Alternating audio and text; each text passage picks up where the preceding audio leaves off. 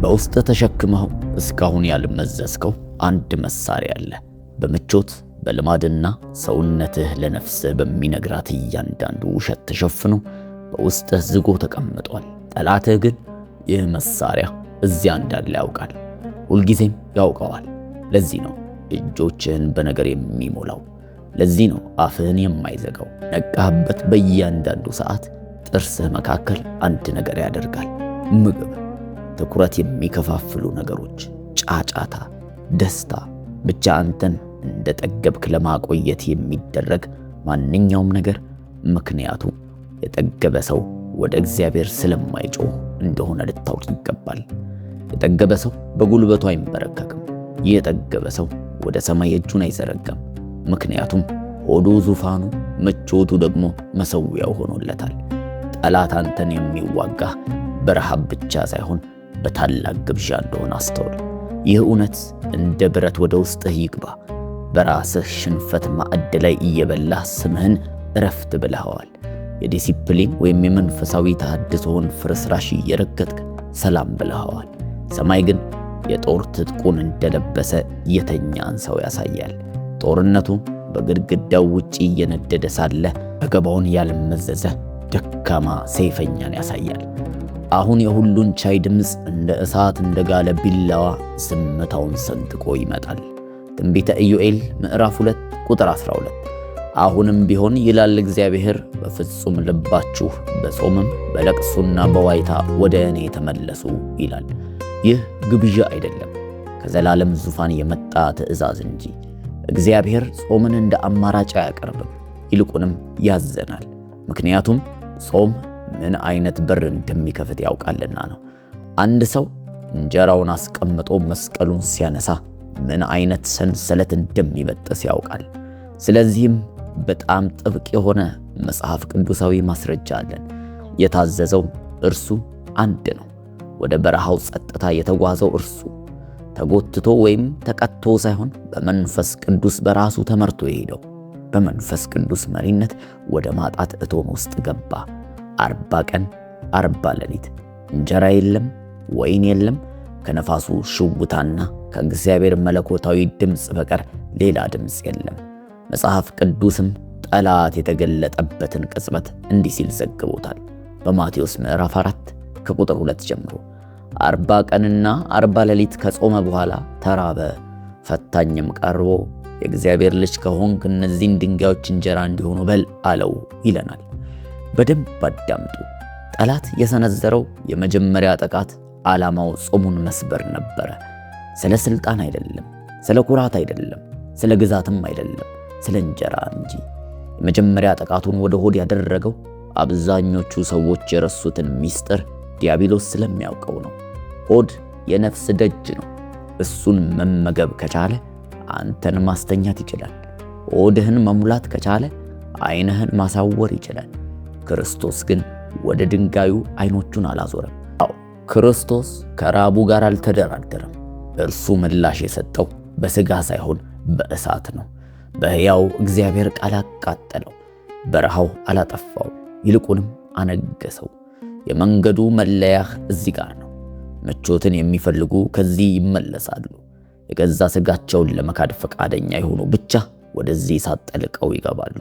ምክንያቱም ጾም ለታይታ የሚደረግ ትዕይንት ሳይሆን፣ የወቅቱ ፋሽንም ሳይሆን፣ በመንፈሳዊ ልብስ የተሸፈነ የሥጋ ሥርዓትም ሳይሆን የጦርነት ስልት ነው። መንፈስህ ይተነፍስ ዘንድ ሥጋህን ለማስራብ ዝግጁ ካልሆንክ ለሚቀጥለው ነገር ዝግጁ አይደለህም ማለት ነው። አንድ ሰው በአቧራ ላይ በግንባሩ ተደፍቶ ከንፈሮቹ ተሰነጣጥቀዋል፣ እጆቹ ተዘርግተዋል። 21 ቀን ሙሉ አልበላም። ሰማይም እስካሁን መልስ አልሰጠም። እርሱ ግን አልተነሳም፣ ወደ ማዕዱም አልተመለሰም። ዝም ብሎ ስነ መለኮት አይደለም፣ የጦር ሜዳ ሪፖርት ነው ይሄ። ስሙ ዳንኤል ይባላል። የጸሎት ሰው፣ ቀድሞውኑ የአንበሳን አፍ ተጋፍጦ የሰማይ አሻራ በትከሻው ላይ አርፎ የመጣ ሰው ነው። ነገር ግን ዳንኤል እንኳን ይህ የጥንታይቷ እምነት ተዋጊ እንኳን በጸሎት ብቻ ሊሰብረው የማይችል አንድ ግንብ ገጠመው። ታላቅ ጦርነትን የሚያሳይ ራእይ ተሰጥቶት ነበረ። የራእዩ ክብደትም ወደ ጉልበቱ አወረደው። 21 ቀን ሙሉ ጣፋጭ ምግብ አልበላም። ሥጋ ወደ አፉ አልገባም፣ ወይን ከንፈሩን አልነካም። አዘነ፣ ጸለየ፣ ጠበቀ። ሰማይ ግን ዝም አለ። ቀን ከቀን ምንም የለም። እርሱ ግን ዝቅ ማለቱን ቀጠለ። እንደ ተራበ ቆየ። ፊቱን ከመሬት ጋር አጣበቀ። እጆቹን ወደ ሰማይ ዘረግቶ ጸና። በ21ኛው ቀን ግን መጋረጃው ተቀደደ። በመብረቅ ብርሃን የሚገታ ድምፁም እንደ ታላቅ ሰራዊት ድምፅ የሆነ መልአክ ተገለጠ። እያንዳንዱን መንፈሳዊ ተዋጊ ሊያነጋግሩ የሚችሉ ቃላትም ነበረው። ዳንኤል ሆይ አትፍራ፣ ልብህ ያስተውል ዘንድ በአምላክ ፊት ራስን ዝቅ ስላደረግ ይህን በቆረጥክበት ከመጀመሪያው ቀን ጀምሮ ቃልህ ተሰምቷል። እኔም ስለ ቃልህ መጥቻለሁ አለው። ከመጀመሪያው ቀን ጀምሮ ሰማይ ተሰጥቶት ነበረ።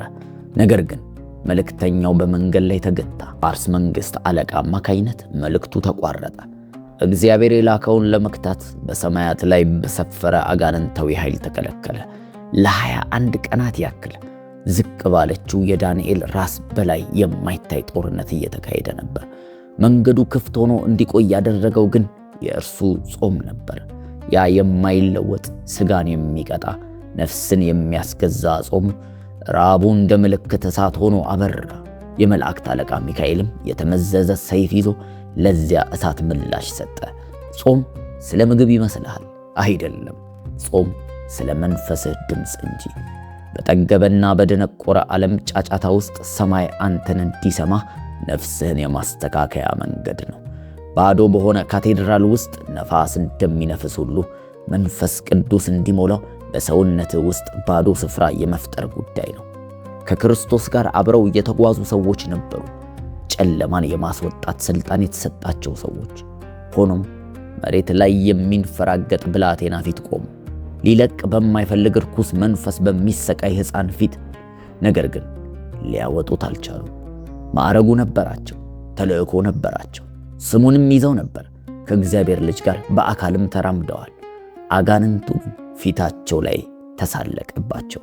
በአፍረት ወደ ክርስቶስ መጥተው ለምን እንደከሸፉ ሲጠይቁት እርሱ ጥልቅ የሆነ ስነ መለኮታዊ ድርሰት አልሰጣቸውም።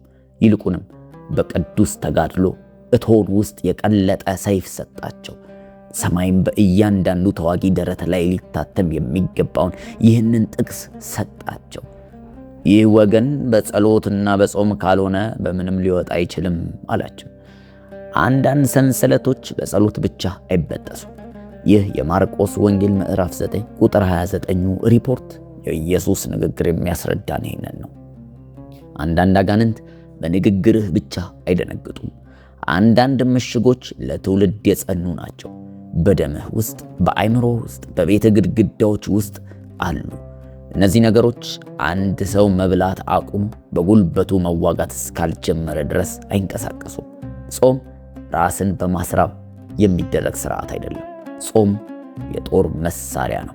ትዕዛዝ በሚጮህ ወታደርና እሳት በተሸከመ ወታደር መካከል ልዩነት አለ። እርሱም ልክ እንደ ጾም አይነት ነው። የገዛ እጆችህን ጥንካሬ ሞክረሃል። የገዛ ፈቃድህን ዲስፕሊን ሞክረሃል። በሰው የተሰሩ መሳሪያዎችን ሁሉ ሞክረሃል። ነገር ግን ከሌላው ወገን ከውስጥ ብቻ የሚከፈቱ በሮች አሉ። ቁልፉም ባዶ ሆድና ሙሉ በሙሉ እጅ የሰጠ ማንነት ነው። ሌላ ቃል ከመስማት በፊት እዚህ ጋር ቁም፣ ጸጥ በል፣ ጫጫታው ይሙት። በምቾት ጣዖታት ፈንታ ራብህን ለእግዚአብሔር የሰጠኸው መቼ ነበር? መቼ ነው ተነስተህ ባዶነትህን የመረጥከው? ምንም ስለሌለህ ሳይሆን ሰማይ ያቆየልህን ሁሉ ትቀበል ዘንድ፣ ምክንያቱም ገና ያልገባህበት የዙፋን ክፍል ስላለ፣ ደጁም በጥንካሬ ሳይሆን በመስዋዕትነት ስለሚከፈት። አንዲት ወጣት ንግሥት ይህን ታውቅ ነበር። ስሟ አስቴር ይባላል። የመላው ሕዝቧ ደም ወደ መጥፋት ገደል እየፈሰሰ ነበር። አዋጅ ተፈርሟል። ግንድ ተዘጋጅቷል። ሃማ የተባለ ሰው የአይሁድን ዘር ሁሉ ለማጥፋት አሲሯል። አስቴር በቤተ መንግሥት ቅጥሮች ውስጥ ያለች፣ በሕዝቧና በመቃብር መካከል ያለች ብቸኛ ክር ነበረች። ልታግባባ ትችል ነበር።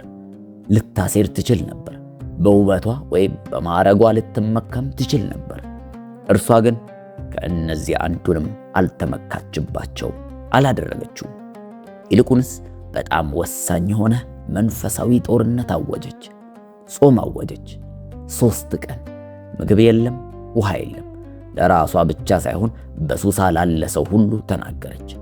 ጾሙ ሲጠናቀቅ ወደ ዙፋኑ ክፍል የገባችው በእቅድ አልነበረም። እርሷ ታዲያ አንድም ቃል ከመናገሯ በፊት ንጉሥ በረከቱን እንዲዘረጋ ባደረገ ኃይል አስገደደችው።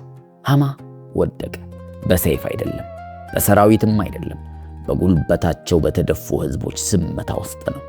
የንጉሡን ልብ እንደ ወንዝ በሚያፈሰው በእግዚአብሔር እጅ ነው። ይህ ልዩ ሁኔታ ይመስልሃል? እንግዲያውስ ኢዮሳፍጥ የተባለውን ንጉሥ ምስክርነት ደግሞ ስትሰማ ምን ትላለህ? በሕይወቱ መጥፎን ዜና የሰማበት ወቅት ላይ ነበር። 3 ሰራዊቶች ወደ ይሁዳ እየገሰገሱ መጡ። የሞዓብ የአሞንና የሴር ተራራ ሰዎች ጥምረት። ሊሸነፍ የማይችል ኃይል ነበር።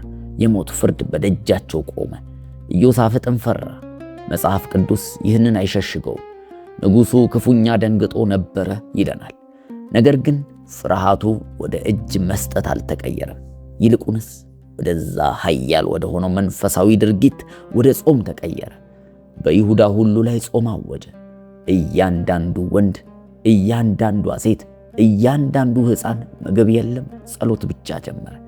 እንዲህ የሚል መንቀጥቀጥ የሞላበት የእምነት ቃል ብቻ የምናደርገውን አናውቅም፣ ነገር ግን ዓይኖቻችንን ወደ አንተ ናቸው ብሎ ተናገረ። ከሰማይ መብረቅ መካከል አንድ ቃል እንደ ጦር ከበሮ ድምፅ ወደ ጉባኤው ወረደ። ይህንን ድምፅ በሁለተኛ ዜና ምዕራፍ 20 ቁጥር 15 ላይ እንዲህ ብሎ ይነግረዋል። ስለዚህ ስለ ታላቁ ጭፍራ አትፍሩ፣ አትደንግጡ፣ ሰልፉ የእግዚአብሔር ነው እንጂ የእናንተ አይደለም የሚል ሞገሳማ ድምፅ መጣ። ከዚያም እግዚአብሔር በታሪክ ታይቶ የማይታወቅ እንግዳ የጦር ዕቅድ ሰጣቸው። ዘማሪዎቹን አስቀድሙ።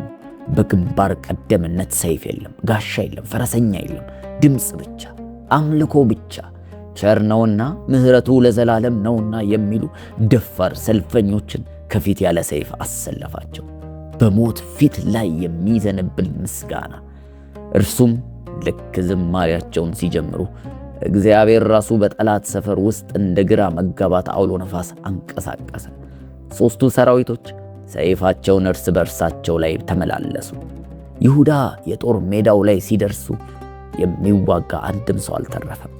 ምርኮን ሰብስቦ ለመጨረስ ግን 3 ቀን እስኪፈጅባቸው ድረስ በዛ ሸለቆ ሰፈሩ። ጾም የሚያደርገው ይህንን ነው። እጅህን ከውጤቱ ላይ ያነሳዋል። ጦርነቱን ከትከሻ ላይ አንስቶ ወደ ሁሉን ቻይ አምላክ ትከሻ ያዞረዋል። ይህ ድክመት አይደለም፣ አንድ ሰው ሊያደርገው የሚችል እጅግ ኃይለኛ የእምነት እርምጃ እንጂ። ምክንያቱም ለሰማይም ለሲኦልም እንዲህ ብሎ ያውጃል፣ ራሴን አልመግብም፣ ራሴን አላድንም፣ በራሴም ጥንካሬ አልዋጋም፣ አምላኬ ግን በፊቴ ይሄዳል፣ ረሃቤም ለኪዳኔ ማስረጃዬ ነው ይላል። አሁን የነገሩን ፍጻሜ እንስማ። ምክንያቱም ፈሪዎች የሚለዩበትና ተዋጊዎች የሚጸኑበት ስፍራ እዚህ ጋር ነው። የመሳሪያውን ስም ሰምተሃል። በመጽሐፍ ቅዱስ ግድግዳዎች ላይ የተወቀሩ ምስክርነቶችንም ሰምተሃል። ሰማይ ይናገር ዘንድ የተራቡ ነቢያትን፣ ሕዝብ ይድን ዘንድ ባዶነትን የመረጡ ነገሥታትን፣ እግዚአብሔር ራሱ ወደ ጦር ሜዳው እስኪወርድ ድረስ የጾሙ ነገሥታትን አይተሃል። ነገር ግን ከሁሉ በላይ የሆነ አንድ ምስክርነት አለ። ይህም በጅማሬው የተመለከትነው። አንድ ሰው ምንም ሳይዝ ወደ በረሃ ወጣ። ተከታዮች የሉትም። በዓለም ዓይን ማዕረግ የለው፣ ሰራዊት የለው፣ የእግዚአብሔር መንፈስና ከአፈር የተሠራ አካል ብቻ። 40 ቀን የዝምታ 40 ሌሊት የሰው ዓይን ያላየው ጦርነት። ዲያብሎስ እያንዳንዱን ውሸት፣ እያንዳንዱን ጉቦና እያንዳንዱን ማባቢያ ጨርሶ ሲያበቃ ትቶት ሄደ። ቀጥሎ የሆነው ደግሞ በጣም ይገርማል። ራሱን የልዑል እግዚአብሔር ወታደር ብሎ በሚጠራ እያንዳንዱ ሰው ልብ ላይ ሊጻፍ ይገባል። መጽሐፍ ቅዱስ በሉቃስ ምዕራፍ 4 ቁጥር 14 ላይ ኢየሱስም በመንፈስ ኃይል ወደ ገሊላ ተመለሰ፣ ዝናውም በዙሪያው ባለ አገር ሁሉ ወጣ ይለናል።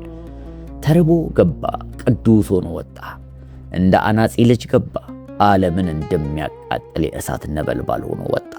ጾሙ አላደከመውም፣ ይልቁንም ቀረጸ። ይህ ሰማይ ፈጽሞ ያልሻረው መለኮታዊ ሥርዓት ነው። ከተራራው ላይ ከነበረው ሙሴ ፊቱ በእሳት ሲበራ እጆቹም የድንጋይ ጽላቶችን ይዘው ነበር። እስከ ኤልያስ በመልአክ እንጀራ ተጠናክሮ ለ40 ቀናት እስከ ቀጠሮ ድረስ እንዲሁም ሐዋርያ ጳውሎስንና በርናባስን ከመላካቸው በፊት እስከ ጾሙት የአንጾኪያ ቤተ ክርስቲያን አማኞች ድረስ እያንዳንዱ ታላቅ የእግዚአብሔር እንቅስቃሴ በስተጀርባ መብላትን ትተው ራሳቸውን ለእግዚአብሔር ያስገዙ አንድ ግለሰብ ወይም አንድ ሕዝብ ነበሩ። ስለዚህ ለመጨረሻ ጊዜ እጠይቅሃለሁ፣ እንደ ተናጋሪ ወይም ከግድግዳው ማዶ እንዳለ ድምፅ ሳይሆን ያንኑ አፈር ላይ እንደ ተንበረከከ ወንድም ሆኜ እጠይቅሃለሁ። ገና ድሮ ሊራብ ሲገባው አንተ ግን እስካሁን እየመገብከው ያለው ነገር ምንድን ነው? ሰማይ እንድትለቀው እየጠየቀ ሳለ አንተ ግን አጥብቀህ የያዝከው ምቾት ምንድን ነው? እግዚአብሔር ስለሌለ ሳይሆን እግዚአብሔር የዘረጋልህን ለመቀበል እጆችህን በጣም ስለሞላኸው ነው። የተሸፈንክበት ጦርነት የትኛው ነው? አሁኑኑ ለየው። እነዚያ የመስቀል ወታደሮች፣ የብረት መስቀልና የቅዱስ ስዕለት ሰዎች ይህ የወደቀው ዘመን የቀበረውን አንድ እውነት ተረድተው ነበረ። ሥጋቸውን የገዙት ለከንቱ ውበት አልነበረም። ዲስፕሊን ለማሳየትም አልጾሙ። የጾሙት በንጉሥ ፊት በተራበ ሆድ የሚንበረከክ ተዋጊ ሆዱን ሞልቶ ከሚዘምት ሰራዊት ይልቅ እጅግ አደገኛ እንደሆነ ስለሚያውቁ ነበረ። ጥንካሬያቸው የተቀረጸው በሌላቸው ነገር ውስጥ ነው። ጠላት የፈራቸው ስለ ሰይፋቸው አልነበረም፣ ይልቁንም በማዕዳቸው ላይ ስላላቸው ጸጥታ ነበር እንጂ። ያው ሥርዓት ዛሬም አንተን ይጠራሃል። የታሪክ ሥርዓት ሳይሆን የመንፈስ ሥርዓት ነው። በጾም የተቀረጸ በጸሎት የተሳለና በበጉ ደም የታተመ ወንድማማችነት። ይህ እሳት በውስጥ የሚነድ ከሆነ እነዚህ ቃላት በደረትህ ላይ ታትመው ሳይመለሱ በጎድንህ ውስጥ ተቀብረው ከሆነ እንደመጣህ አትመለስ። በዚህ ቃል ስር ማኅተምህን አሳረፍ። ከዚህ ወንድማማችነታችን ጋር ተቀላቀል።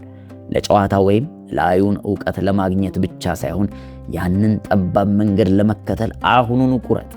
ሆድ ባዶ የሚሆንበት ሰይፍ የሚመዘዝበትና የሕያው እግዚአብሔር መንፈስ እንደ እሳት አመድ በፊቱ የሚሄድበትን መንገድ ተከተል። አሁን ተነስ፣ ነገ አይደለም። አሁኑኑ አፍህን ዝጋ፣ መንፈስህን ክፈተው፣ ወደ በረሃው ግባ። ሥጋህን ድምፅ በማያስወጣበት ስፍራ እግዚአብሔር እንዲገኝልህ ፍቀድ። መሳሪያው ተሰይሟል፣ ጥንታዊው ምስክርነትም ቀርቦልሃል። ጠላት የሚንቀጠቀጠው አንተ ጠንካራ ስለሆንክ አይደለም፣ ይልቁንም ደካማ አድርጎ የነበረውን ነገር መመገብ ስላቆምክ ነው። ዛሬ ይህንን መልእክት ስታዳምጥ እንደ አንድ ቪዲዮ ብቻ ተመልክተህ ከሚያልፉ ሰዎች መካከል እንዳትሆን እንጸልይልሃለን። በዚህ ቪዲዮ ምክንያት ወደ ጾም ጸሎት ፕሮግራም እንደምትገባ እርግጠኛ ከሆንክ በአስተያየት መስጫው ላይ የተማርከውንና ይህንን ውሳኔ እንዴት እንደወሰንክ፣ ለስንት ቀን እንደወሰንክ ለሌላ ሰው ምስክርነት እንዲሆን አሁኑኑ ከትብልን። እንዲህ አይነት መጽሐፍ ቅዱሳዊ እውነታዎችንና ታሪኮችን አጋጥመን የምናቀርብላችሁ ኢፒክ ባይብል አማርኛዎች ነን። በእርግጠኝነት ይህንን ቻናል ማዳመጥ ከጀመርክ በኋላ መንፈሳዊ ሕይወትህ እንደ ድሮ እንደማይሆን አንጠራጠርም። በል አሁኑኑ ይህንን ቻናል ሰብስክራይብ በማድረግና ይህንን የተመለከትከውን ቪዲዮ ላይክ በማድረግ ቤተሰብ ሁኑ። መልካም ጊዜ